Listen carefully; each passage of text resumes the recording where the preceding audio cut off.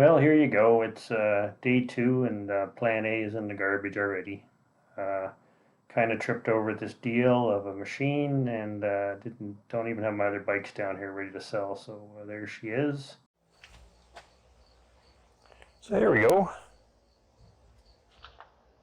Not following my own advice at all. Got a little excited.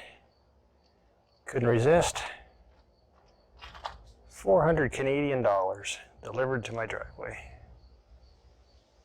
1985 GL1200 Aspencade. Not running right now, but the fellow that I bought it from seemed trustworthy enough.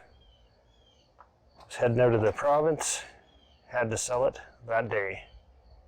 So massive reduction and a delivery. So that's about, what, $300 US? Not bad. Parts alone I could double that, but we'll get it running. Just pulled the plug, and it does seem like it had been running not too long ago. Plug looked good. Little crackeroony there, no worries. Tires are shit, they gotta go. Shocks feel a bit mushy, but they're air, so I don't know if they're, once the thing runs and the air gets pumped up, it might be okay. He was saying it was something about wheel bearings, so maybe just glancing at the brakes, they look okay. I don't know though. We got to get it certified here in Ontario, which pretty minimal stuff they look at, but brakes is a big one. I don't want to be getting discs for this thing. They're not easy to find and they're super expensive, but I'm starting from a pretty low end price, so I can't complain too much. Oh yeah, 155,000 kilometers, which is about 90K.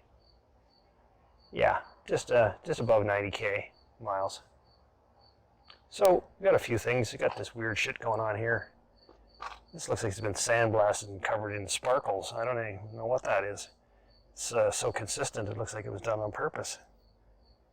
Anyway, we've got the cruise control, woohoo, and a cell phone mount that's totally effed up in the rust department in the connection, electrical connection.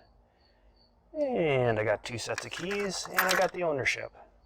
All for $300 US. Who's complaining? Not me. Looks like the original paint. One side cover's been done again, but the rest is sure looks original. I don't see any overspray or any drips or anything.